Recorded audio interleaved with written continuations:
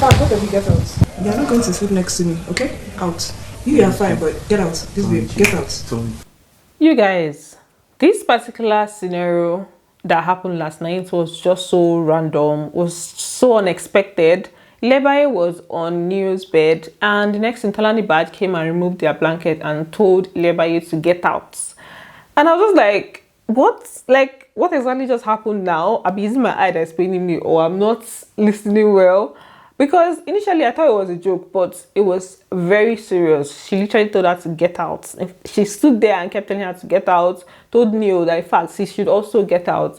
And I was just like, I'm not understanding. So I'm going to give you guys that particular gist, and then also gist you guys the game. They had like a game session last night, so there's a lot to unpack in this video. Welcome back to my channel. If you are new here, please do want to subscribe, turn on your post notifications so that I can get notified each time I post a brand new video, and do not forget to give this video a thumbs up. So as I was saying concerning this Neo and Ilebaye situation, it was just so random, out of nowhere. They were just lying down and that happened. Even Ilebaye, I think she thought it was a joke at first. She was like, what the F? And before she now realized that Tbaj was serious, and she was like, you can't do that. I'm not gonna leave. So let me just show you guys from the beginning so that you understand what I'm talking about. Go to your room. Jesus, what the fuck? Go to your room. Go to your room. In fact, both of you get out. You're not going to sleep next to me, okay? Out. You are fine, but get out. This way, get out. Okay, at some point, Neo was now dragging the blankets with her, that's Tbaj, and then she was still holding on to it. She now said that she does not like Ilebaye's energy, that Neo should tell her to leave the room, that if he doesn't tell her to get out, that their friendship would end. And I was just like, what's happening here? Neo was just there doing, what's going on? What just happened? What are you doing? No, I didn't want to know what's happening.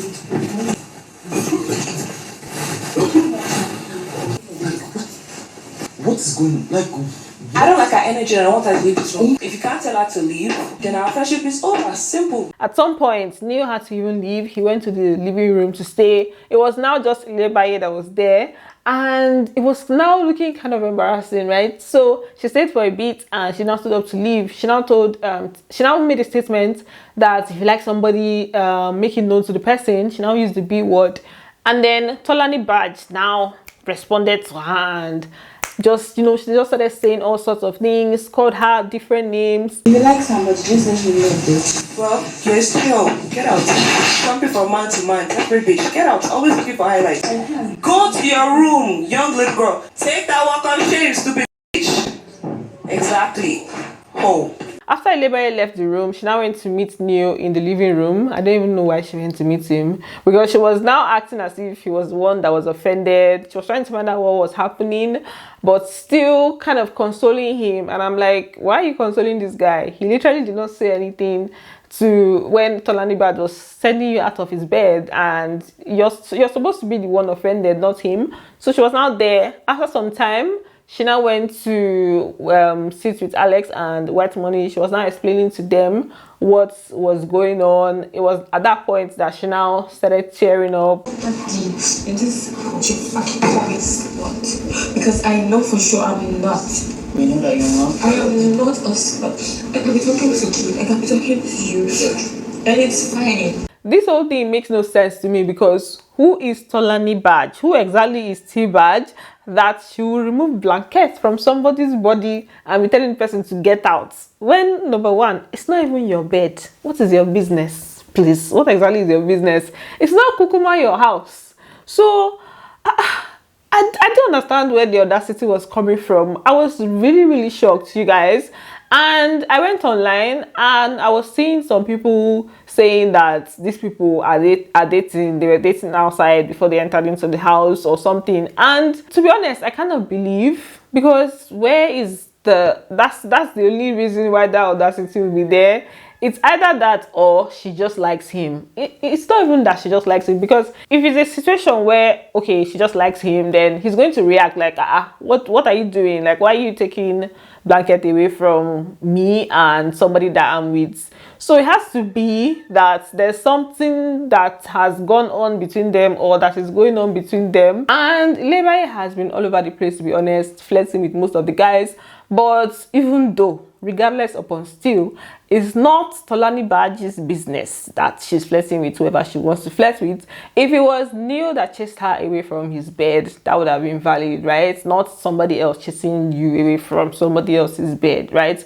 So speaking about flirting, Neo actually gave Tbaj one gist like that Ilebaye kissed him. That's before they entered into the house. There was a podcast that Angel did. He said after that podcast, she followed him to the male restroom or so, and then kissed him, of which he stopped her after some time, and then made it clear that he didn't really want to pursue anything further with her. So he just said Tbaj, and I think that is what has been making her kind of protective. But for you to be protective, it means that there was something there in the first place. Then last night, Ilebaye still pecked Neo. After all of these things happened, Ilebaye pecked him. He was in the living room, and then she just went there, was touching his cheek, and then she pecked him and left.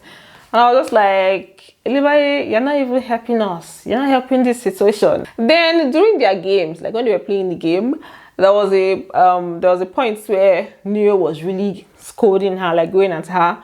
He had this military approach to the games, but when he had to do that Ilebaye's own, he literally he went hard.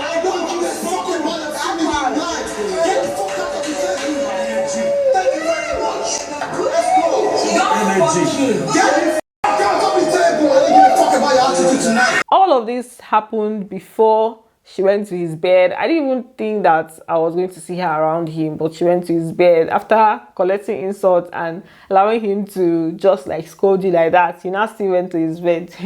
You're not serious. So let's now talk about the games, right? Like I said, Neo was doing military regime in the games. He actually scolded a lot of them, but they just took it that, okay, for this game to work, let's just work with our game master. So for the games, I'm going to be reading out the dares or the truths. They did it in such a way that it will be like concentration. If you fail, you have to pick truth, dare, or you drink. So for Ilebaye, she was there to bring out crosses, crosses something, and show it to everybody. I think she wanted to scare him, but at the end of the day, she decided to drink and not do that.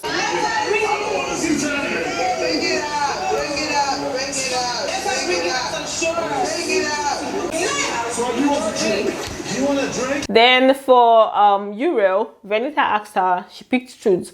Venita now asked her if she were to pick somebody amongst the guys here to bang, that's who is she going to bang among the guys here. And she now made a statement about she likes them being in charge. So with the way she's feeling right now, she's going to go with Neo. The way I'm currently feeling, because I love a man who's in charge. Yes. I would say Neo.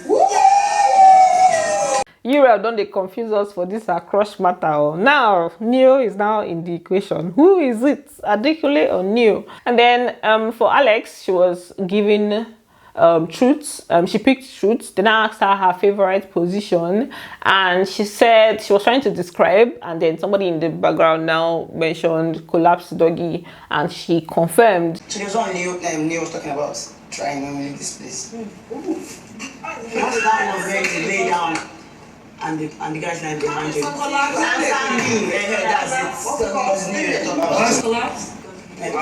Then Perry was asked to pick a lady and do whatever, and he picked Venita, and then asked him what he plans to do to her. And the first thing he said was spread her legs. Venita just decided to drink. She's like, bring that drink. Let me just take the drink right now. Tell us what you like to do with Benita. Raise the legs.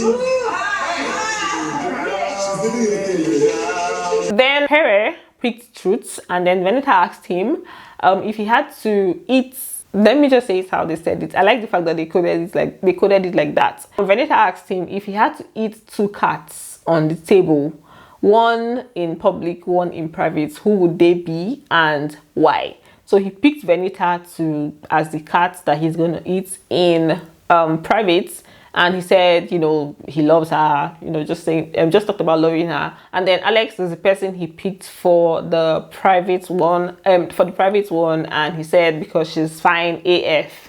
Benny's eat your cat in private. I love you, girl. Oh, in public? Alex eats your cat in public. Woo!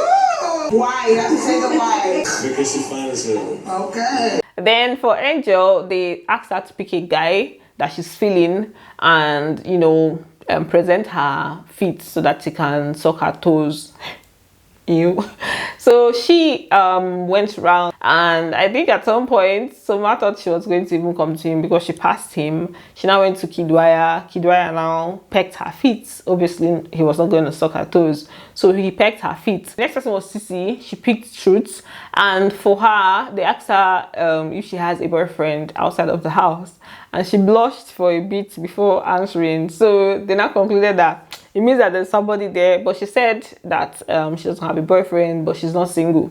You need a relationship outside of the house. Jeez.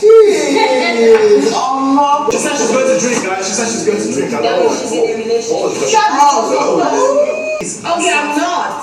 But I'm not single. They didn't really do a lot, to be honest. The game had to do more with gingering them and telling them this and that and that, but the game had an after effect. So we had Soma that was talking to Alex and Messi about how he feels about the game and the fact that he feels like he's too nice, and we got to a point where he was now talking about not planning to be in a ship, or not wanting to be in a ship. That the last time he was there, he was in a ship so early, and he doesn't want that to happen again. And I was like, this one, there is this night that you are remembering that you don't want to be in a ship. Are you sure it doesn't have anything to do with what happened earlier on? I feel like it does, but yeah. Then apparently Ceec and Pere are having some issues.